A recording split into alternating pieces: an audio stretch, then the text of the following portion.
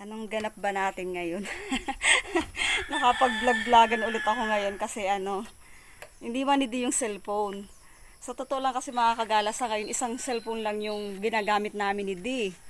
Kasi nga matagal-tagal na rin yung aking cellphone ay nadisgrasya ko. Hindi ko pa na ipaayos. Minsan, kaya namang ipaayos, kaya nga lang, syempre nangihinayang din naman kami. Pwede naman kami mag-share na lang dito sa cellphone. Isa pa si D. Ginagamit din lang naman itong cellphone sa trabaho niya kapag talagang importante na kailangan niyang dalhin. Pero kapag halimbawa pwede naman siyang makigamit doon, hindi na niya dinadala. Kasi syempre iniisip din naman niya na just in case kailanganin ko ng pangkontak sa kanya, meron akong gagamitin para kontakin siya, ganon. Yung cellphone ko kasi matagal-talagal na nga rin nasira ako, nabagsak, hindi ko naman sinasadya. Kumbaga naka-schedule na palagi namin ipagawa, kaya nga lang hindi pa namin tuloy yung ipinapagawa kasi yun nga, mas marami kaming priority na mas gusto naming unahin.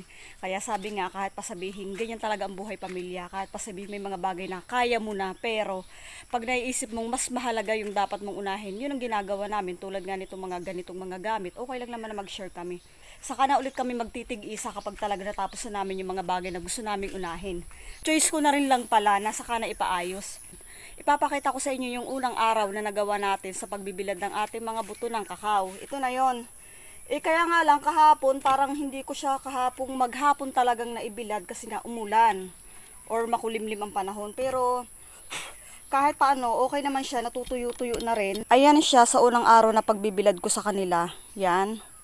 Tapos, ito, yung isa, saka, yan.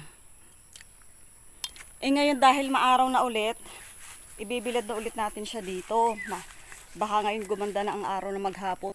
Pero okay lang yun, masaya naman kahit paano na umulan kahapon kasi nga, ilang araw na rin namang sunod-sunod ang init.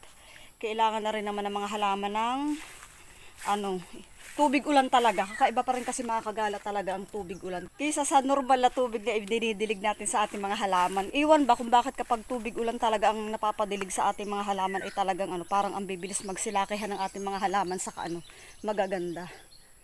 Ayan, dyan natin ilagay. Yung isa pa. Pahinga mode muna tayo ngayon. Kaya pag ganito lang ako pagkalinis ko ng bahay. Paano lang ako. Kasi parang ako'y napapagod magdamas. Susunod na araw naman. Pagkatapos natin itong ibilad ay papakita ko sa inyo si Uno, yung aming sisiw. Nakasabay na isinilang ng mga biik ni Ate Munay. Siguro may 1 linggo na siya. Nakakatuwa siya kasi palibhasa nga, wala siyang nanay at naiwan siya nung kanyang nanay. Ang ginagawa namin ni Di, inilalabas-labas namin siya. Pinapatakbo ko sa labas. Nakakatuwa kasi palibasa nga naman ang mga sisiw kapag lagi mong hinahawakan. Siguro akala niya kami yung nanay niya. Kapag inaalpasan namin sumusunod din pa rin sa amin. Ayun niya maglaro mag-isa. Kaya papakita ko sa inyo si Uno. Ilalabas natin siya sa kanyang kahon. Napakain na yun di kanina. Kumbaga patatakbuhin ko lang. Mga ilang araw pat ilalabas natin siya ng tuluyan kapag sanay na siya sa kapag kaya na niya nang walang init sa incubator. Ito si Uno. Meron kasi kami makakagala dito sa incubatora na ginawa ni D. Nasa kahon lang, ayan. Kahit paano nakakatuwa naman kasi nagpisa nga si Uno. Yung mga iba kasi hindi na talaga napisa kasi nga napaglipasan na. Si Uno lang talaga ang sinwerte sa anak ni Marikit. Ayan, meron kami ditong temperature controller na kapag lagi lang siyang nasa 37, kapag pumatak na siya ng 38, kusa na siyang namamatay kasi pag sobrang init na. Pagpatak niya ng 38, mamamatay na siya. Tapos babalik siya sa bilang ng 37 ulit pababa. 37.9, 37.8, 37.7 hanggang makarating ulit siya ng 37 lang. Nabubuhay na ulit yung ilaw niya. Tapos kapag patak ulit niya ng 38 sakto, namamatay na siya. Kasi nakakatulong din yan para makontrol natin yung yung init ng ilaw niya kasi baka nga mamaya maluto. Kaya bumili niya si D. Nakita lang niya yan sa Shopee. Tulad yan, 37.1 na siya ha, pakita ko sa inyo. Pag yung nag-37 na lang talaga, iilaw na ulit siya. Ayan ayan, 37 na lang siya mismo, nabuhay na siya. Pag patak na niya ng 38 talaga, mamamatay na ulit siya, tapos magka-count naman yung seconds niya pababa ulit. Hanggang makaabot lang ulit siya ng 37. Yan.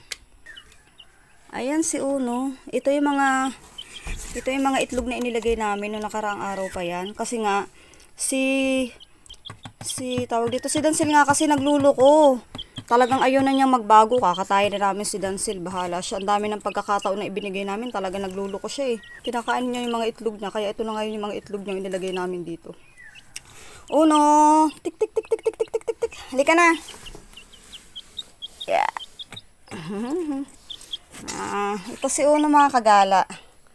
Yay! Halika na. Maglalakad na tayo. Takbo ka na ha.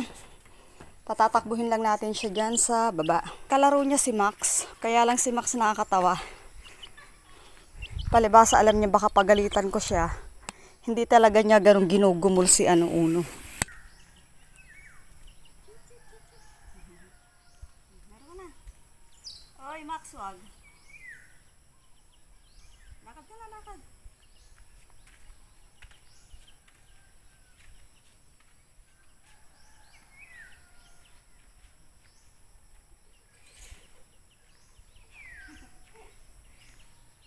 Halika.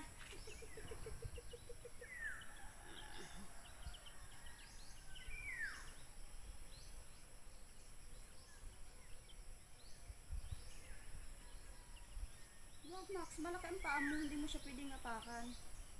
Wag, wag. Laro lang, laro. Upo ka. Upo, upo. Ayun o. Ay. Dadaganan mo siya. Max. Oo.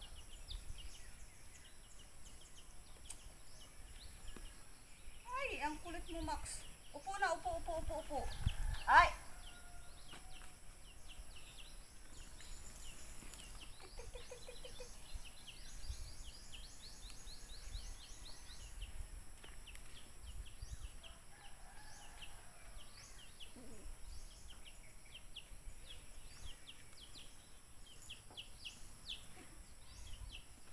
Max, isa.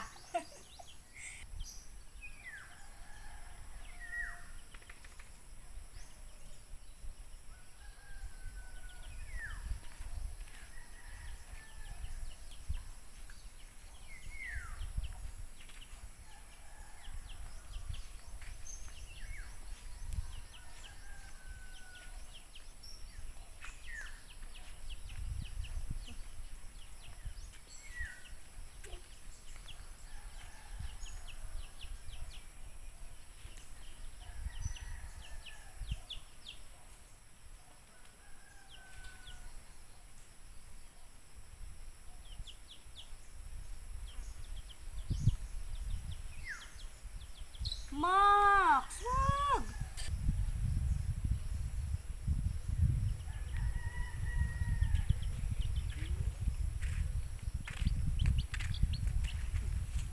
Kamukha siya mga kagala nung sisiw naming silawin. Yung niya oh. Aray ko. Eh, mahilig lang talaga siya umakat sa mga ganyan.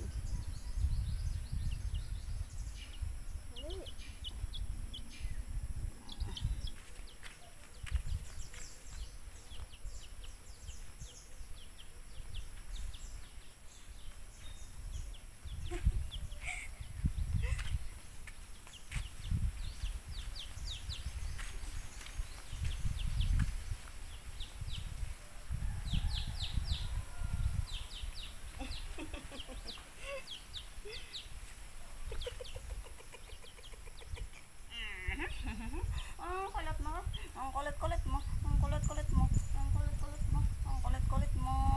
Halika na. Tama na. Halika na. Nilalamig ka na. Malakas ang hangin. Tara mga kagala. Malakas ang hangin. Nilalamig na.